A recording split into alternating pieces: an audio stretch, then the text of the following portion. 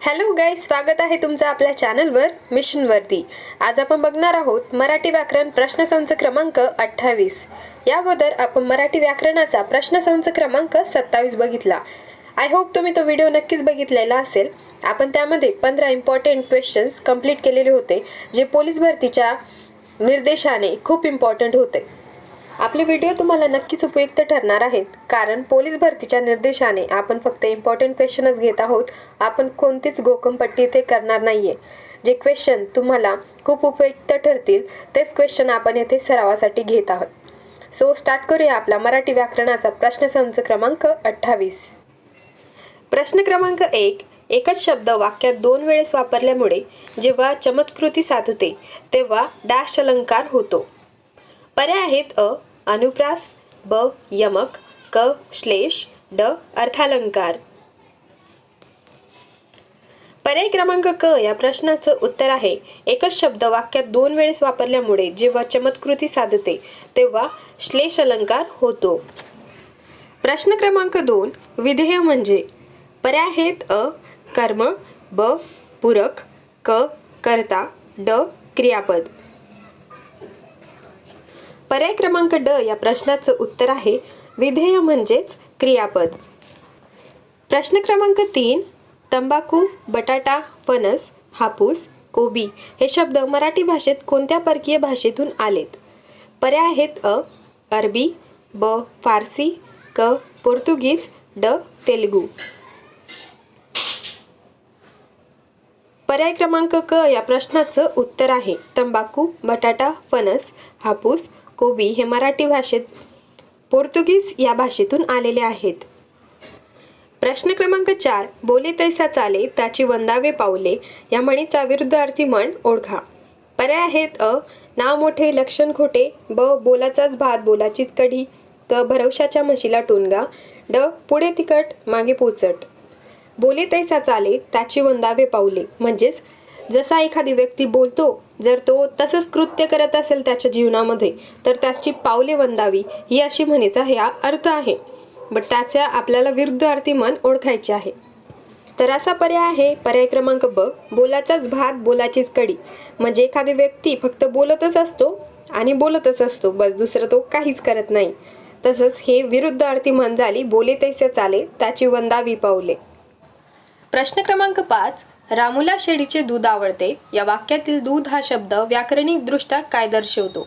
पर्याय आहेत अ कर्ता, ब क्रियापद, क कर्म, ड अव्यय। पर्याय क्रमांक अ या प्रश्नाचं उत्तर आहे रामूला शेळीचे दूध आवडते या वाक्यातील दूध हा शब्द व्याकरणिक दृष्ट्या कर्ता दर्शवतो। ते कसं ते बघू। रामू या वाक्याचं झाला कर्ता, पण रामूला काय आवडतं? दूध, म्हणून ते झालं वाक्याचं कर्म। तर कर्म हमेशा कर्त्याला दर्शवित असतं। रामूला आवडणार आहे दूध, म्हणून दूध हा शब्द कर्म कर्त्याला दर्शवतोय। या वाक्यात तसंच सांगितलंय की रामूला शेळीचे दूध आवडते या वाक्यातील दूध हा शब्द व्याकरणिक दृष्ट्या काय दर्शवतोय? तर तो कर्ता दर्शवितोय। प्रश्न क्रमांक 6। अपूर्ण भूतकाळाचे उदाहरण निवडा। पर्याय आहेत अ राजेश रडत होता, ब राजेश रडला होता, क राजेश रडत असे, ड राजेश रडला। पर्याय क्रमांक अ या प्रश्नाचं उत्तर आहे अपूर्ण भूतकाळाचं उदाहरण आहे अ राजेश रडत होता। बाकी ब राजेश रडला होता हे पूर्ण भूतकाळाचं उदाहरण आहे। त्यानंतर क राजेश रडत असे हे रीती भूतकाळाचं उदाहरण आहे आणि ड राजेश रडला हे साधा भूतकाळाचं उदाहरण आहे। प्रश्न क्रमांक 7। वाक्यात 2 शब्द जोडताना कोणते चिन्ह वापरतात? पर्याय आहे अ अपसरण चिन्ह, ब संयोग चिन्ह, क अपूर्णविराम, ड यमक।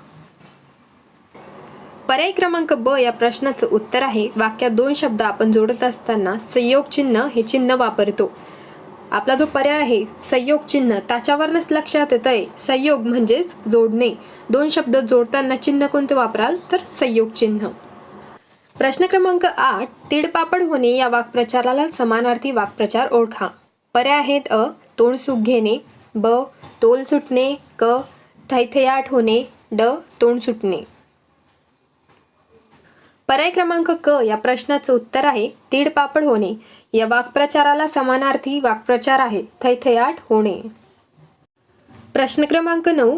ज्या प्रयोगात कर्ता प्रथमा विभक्तीत कधीच नसतो पण कर्म प्रथमा विभक्तीत असते त्या प्रयोगास डॅश म्हणतात. पर्याय आहेत अ. कर्तरी प्रयोग, ब. कर्मणी प्रयोग, क. भावे प्रयोग, ड. संकीर्ण प्रयोग. पर्याय क्रमांक ब या प्रश्नाचं उत्तर आहे ज्या प्रयोगात कर्ता प्रथमा विभक्तीत कधीच नसतो पण कर्म प्रथमा विभक्तीत असते त्या प्रयोगास कर्मणी प्रयोग म्हणतात.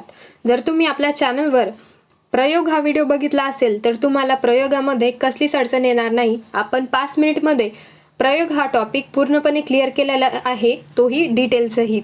नक्कीच तो व्हिडिओ बघा, त्याची लिंक मी डिस्क्रिप्शनमध्ये दिलेली आहे. प्रश्न क्रमांक 10. भीमाने बकासुराला मारले या वाक्यातील प्रयोग ओळखा. पर्याय आहे अ. कर्मणी, ब. भावे, क. संकीर्ण, ड. कर्तरी. पर्याय क्रमांक ब या प्रश्नाचं उत्तर आहे भीमाने बकासुराला मारले हे वाक्य भावे प्रयोगाचं आहे. कारण बघूया, भीम कुणाला मारतोय? बकासुराला, म्हणून ते वाक्यातील कर्म झालं. बकासुराला मारणारा कोण आहे? तर भीम आहे, म्हणून तो वाक्याचा कर्ता झाला. कर्ता आणि कर्माला प्रत्यय लागलेली आहे म्हणून ते भावे प्रयोगात येतं. भीम या शब्दाला नि प्रत्यय लागलंय, त्यानंतर कर्म म्हणजेच बकासूर या शब्दाला ला प्रत्यय लागलाय. भावे प्रयोगाचं अजून एक वैशिष्ट्य आहे, वाक्यामध्ये जो शेवटचा शब्द असतो त्या शब्दाला एक मात्रा जरूर आलेला असतो. जसं की इथे मारले या शब्दाला एक मात्रा आहे. प्रश्न क्रमांक 11. मूळ शब्दाच्या मागे पूर्वी एक व अधिक अक्षरे जोडताना त्यांना डॅश म्हणतात. पर्याय आहेत अ. सिद्ध शब्द, ब. साधित शब्द, क. उपसर्ग, ड. प्रत्यय घटित शब्द. पर्याय क्रमांक क या प्रश्नाचं उत्तर आहे मूळ शब्दाच्या मागे पूर्वी एक व अधिक अक्षरे जोडताना त्यांना उपसर्ग म्हणतात. प्रश्न क्रमांक 12. तपाचरण या सामासिक शब्दाचा प्रकार ओळखा. पर्याय आहेत अ. इतरेतर द्वंद्व, ब.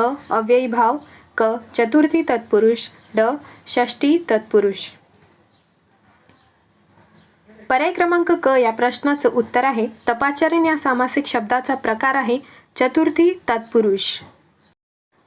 प्रश्न क्रमांक 13. शाश्वत या शब्दाचा विरुद्धार्थी शब्द सांगा. पर्याय आहेत अ. चिरंतर, ब. चिरकाल, क. चिरायू, ड. अल्पायू. पर्याय क्रमांक ड या प्रश्नाचं उत्तर आहे शाश्वत या शब्दाचा विरुद्धार्थी शब्द आहे अल्पायू. प्रश्न क्रमांक 14. पान कोंबडा म्हणजेच पाण्यातील कोंबडा असा सामासिक अर्थ असलेला समासाचा प्रकार कोणता? पर्याय आहेत अ. विभक्ती तत्पुरुष, ब. नन तत्पुरुष, क. कर्मधारय, ड. तत्पुरुष समास. पर्याय क्रमांक अ या प्रश्नाचं उत्तर आहे पानकोंबडा म्हणजेच पाण्यातील कोंबडा असा सामासिक असलेला अर्थ असलेला समासाचा प्रकार आहे विभक्ती तत्पुरुष. प्रश्न क्रमांक 15. निघून जाणे यासाठी कोणता वाक्प्रचार योग्य ठरेल? पर्याय आहेत अ. गाशा गुंडाळणे, ब. गुंगारा देणे, क. वाट धरणे, ड. काडे करणे. पर्याय क्रमांक ड या प्रश्नाचं उत्तर आहे निघून जाणे या वाक्प्रचारासाठी योग्य असा वाक्प्रचार आहे काडे करणे.